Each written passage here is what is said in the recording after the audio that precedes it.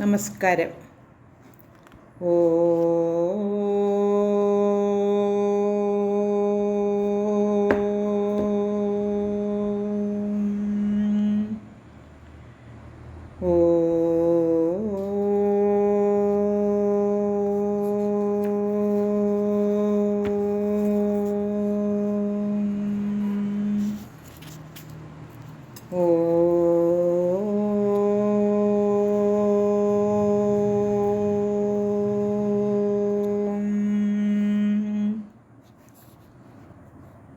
ശ്രീമദ് വാൽമീകി രാമായണം. ധ്യാന ശ്ലോകങ്ങൾ. കുജനം രാമ രാമേതി മധുരം മധുരാക്ഷരം ആരുഹ്യ കവിതാശാഖാം വന്ദേ വാൽമീകി കോകിലം. രാമായ രാമഭദ്രായ രാമചന്ദ്രായ വേധസേ രഘുനാഥായ നാഥായ സീതായ പതയേ നമഃ. മനോജവം മാരുതതുല്യവേഗം ജിതേന്ദ്രിയം ബുദ്ധിമതാം വരിഷ്ടം വാതാത്മജം വാനരയൂഥമുഖ്യം ശ്രീരാമദൂതം ശരണം പ്രപദ്യേ.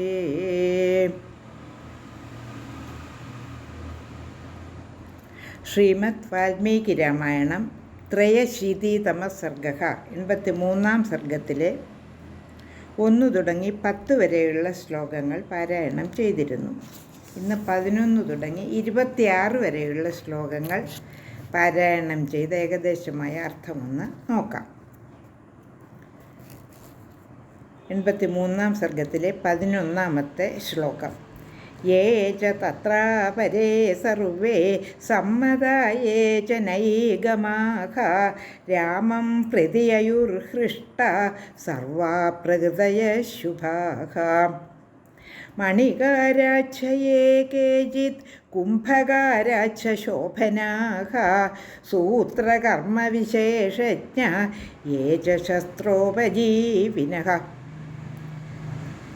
മായൂരകാ ക്രാകചികാ വേദകാരോചകാസ്തഥാ ദന്താകാരാ സുധാകാരാ യേ ച ഗന്ധോപജീവിനഃ. സുവർണകാരാ പ്രഖ്യാതാസ്തഥാ കമ്പളകാരകാഃ സ്നാപകോഷ്ണോദകാ വൈദ്യാ ധൂപകാശൗണ്ഡികാസ്തഥാ. രജകാസ്തുന്നവായച്ഛ ഗ്രാമഘോഷമഹത്തരാഃ ശൈലൂഷാച്ഛ സഹസ്രീഭിര്യാന്തി കൈവർത്തകാസ്തഥാ. സമാഹിതാ വേദവിദോ ബ്രാഹ്മണാ വൃത്തസമ്മതാഃ ഗോരഥൈർഭരതം യാന്തം അനുജഗ്നു സഹസ്രശഃ.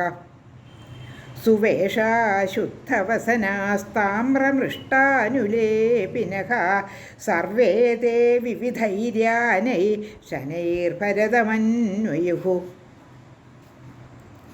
പ്രഹൃഷ്ടമുദിതാ സേനാ സാന്വയാത് കൈകേയീസുതം ഭ്രാതുരാനയനേ യാതം ഭരതം ഭ്രാതൃവത്സലം.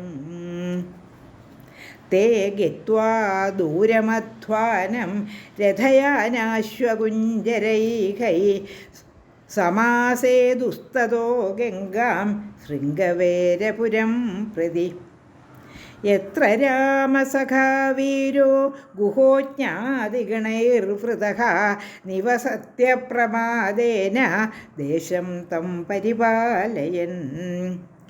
ഉപേത്യ തീരം ഗംഗായാ ചക്രവാകൈരലങ്കൃതം വ്യവതിഷ്ഠതഃ സാ സേന ഭരതസ്യാനുയായിനീ.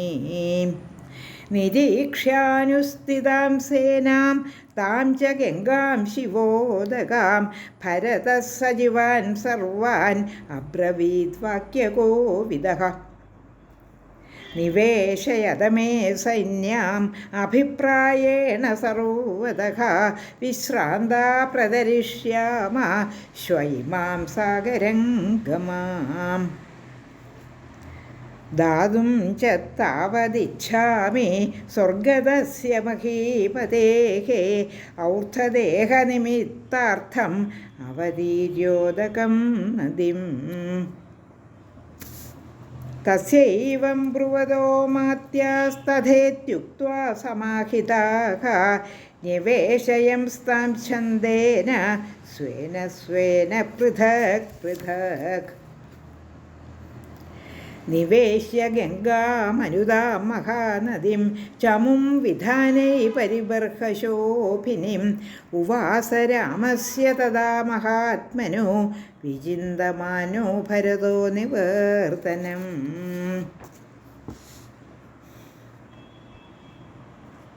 83-ാം സർഗത്തിലെ 11 തുടങ്ങി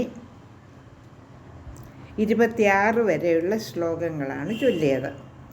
ഇനി ഓരോ ശ്ലോകത്തിൻ്റെയും ഏകദേശമായ അർത്ഥമൊന്ന് നോക്കാം.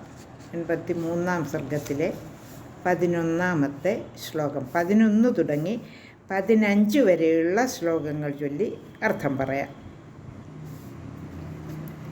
യേ ച തത്രാപരേ സർവേ സമ്മതാ യേ ച നൈഗമാഃ രാമം പ്രതിയയുർഹൃഷ്ട സർവാ പ്രകൃതയാ ശുഭാഃ. മണികാരാച്ഛ യേ കേചിത് കുംഭകാരാച്ഛ ശോഭനാഃ സൂത്രകർമ്മവിശേഷജ്ഞ യേ ച ശസ്ത്രോപജീവിനഃ.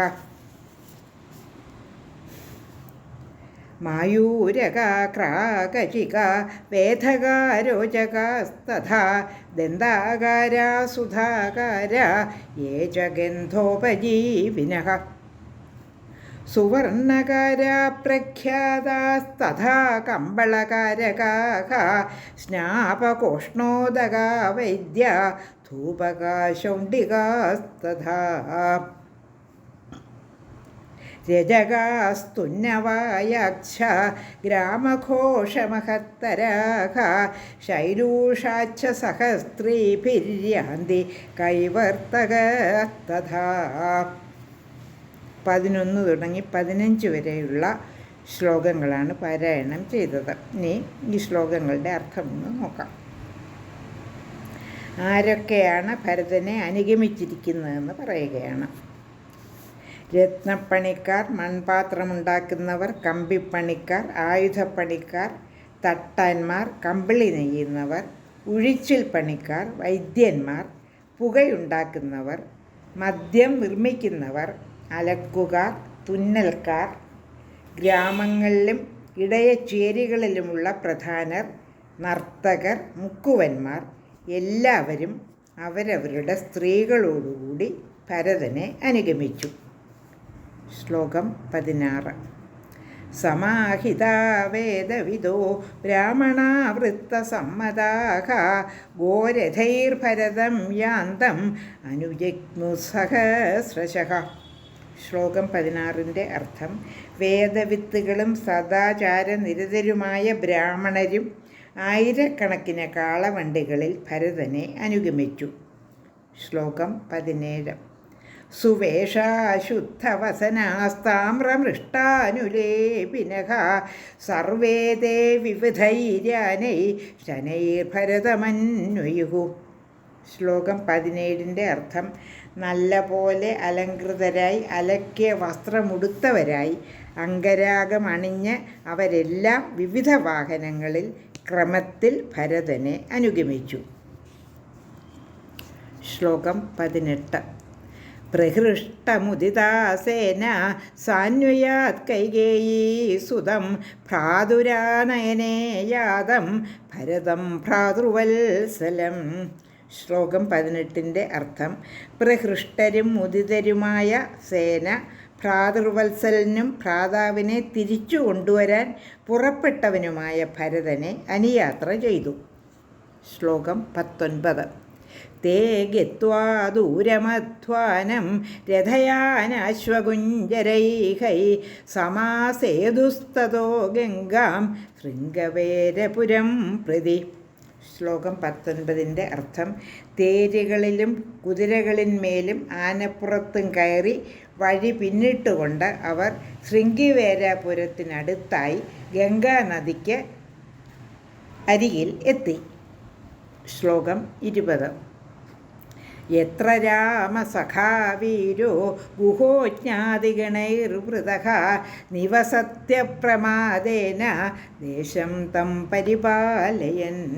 ശ്ലോകം 20 അർത്ഥം ശ്രീരാമൻ്റെ സുഹൃത്തും വീരനും ബന്ധുജന പരിവൃതനുമായ ഗുഹൻ ആ പ്രദേശത്തെ പരിപാലിച്ചു പോന്നു.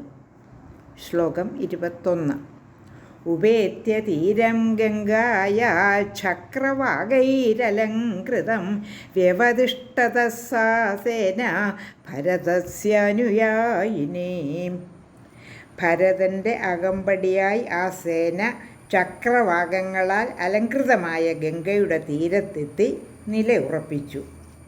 ശ്ലോകം 22 നിരീക്ഷ്യാനുസ്ഥിതാം സേനാം താം ച ഗംഗാം ശിവോദകാം ഭരതഃ സജീവാൻ സർവാൻ അബ്രവീദ് വാക്യകോവിദഃ. ശ്ലോകം 22 അർത്ഥം വാക്യവിശാരദനായ ഭരതൻ നിൽപ്പുറപ്പിച്ച സേനയെയും പുണ്യതീർത്ഥമായ ഗംഗയെയും നോക്കി എല്ലാ സജീവന്മാരോടുമായി ഇങ്ങനെ പറഞ്ഞു. ശ്ലോകം 23 നിവേശയതമേ സൈന്യം അഭിപ്രായേണ സർവതഃ വിശ്രാന്താ പ്രദരിഷ്യാമ ശ്വൈമാം സാഗരം ഗമാം. ശ്ലോകം 23 അർത്ഥം എൻ്റെ സൈന്യത്തെ ഇഷ്ടമനുസരിച്ച് ചുറ്റുപാടുകളിലെല്ലാമായി തമ്പടിപ്പിക്കുക. വിശ്രമിച്ച് ക്ഷീണം തീർന്നിട്ട് നാളെ നമുക്ക് ഈ നദിയെ തരണം ചെയ്യാം. ശ്ലോകം 24 ദാതും താവദിച്ഛാമി സ്വർഗദസ്യ മഹീപതേഃ ഔർധ്യദേഹനിമിത്താർത്ഥം അവതീര്യോദകം നദിം. ശ്ലോകം 24 അർത്ഥം അതിനിടയ്ക്ക് സ്വർഗസ്ഥനായ മഹാരാജാവിൻ്റെ ഊർധ്വഗതിക്കായി ഞാൻ നദിയിലിറങ്ങി ഉദകം അർപ്പിക്കാൻ ആഗ്രഹിക്കുന്നു. ഭരതൻ നദിയിലിറങ്ങി തർപ്പണം ചെയ്യാൻ ആഗ്രഹിക്കുന്നു. ശ്ലോകം 25 തസ്യൈവം ബ്രുവതോ മാത്യാസ്തഥേത്യുക്ത്വാ സമാഹിതാഃ നിവേശയംസ്താപ്ഛന്ദേന സ്വേന സ്വേന പൃഥക് പൃഥക്. അദ്ദേഹം അങ്ങനെ അരുളി ചെയ്തപ്പോൾ അങ്ങനെ തന്നെ എന്ന് പറഞ്ഞ് അമാത്യന്മാരെ അവരവരുടെ ഇഷ്ടം പോലെ ഓരോരുത്തരെയും അവർക്കിഷ്ടമുള്ളിടത്ത് പാർപ്പിച്ചു. ശ്ലോകം 26 83 സർഗത്തിലെ അവസാനത്തെ ശ്ലോകമാണ് ഇത്. നിവേശ്യ ഗംഗാമനുതാം മഹാനദിം ചമും വിധാനൈ പരിബർഹശോഭിനീം ഉവാസ രാമസ്യ തഥാ മഹാത്മനോ വിചിന്തമാനോ ഭരതോ നിവർത്തനം. 26 ശ്ലോകത്തിൻ്റെ അർത്ഥം ഗംഗയ്ക്കരികിൽ പരിവാരസമേതനായ സൈന്യത്തെ ഉചിതമായി തമ്പടിപ്പിച്ച് ഭരതൻ ശ്രീരാമനെ തിരികെ കൊണ്ടുവരുന്നതിനെപ്പറ്റി തന്നെ ചിന്തിച്ചുകൊണ്ട് ആ രാത്രി കഴിച്ചുകൂട്ടി. ലോകാ സമസ്ത സുഖിനോ ഭവന്തു.